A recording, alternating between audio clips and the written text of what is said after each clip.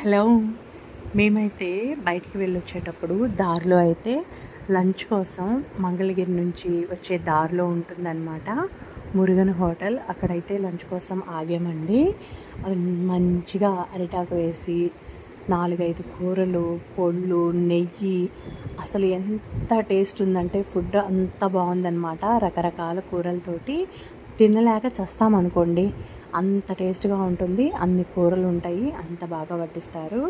ఇంకా అంతేకాకుండా ఇంకా వెజ్ చెప్పుకున్నాం కదా, వెజ్జే కదా అని చెప్పేసి ఫిష్ కర్రీ అయితే ఆర్డర్ చేసుకున్నాము. కానీ ఫిష్ కర్రీ ఎంత దరిద్రంగా ఉందంటే అంత దరిద్రంగా ఉంది. అస్సలు తినలేకపోయాను, నాకు అస్సలు నచ్చలేదన్నమాట.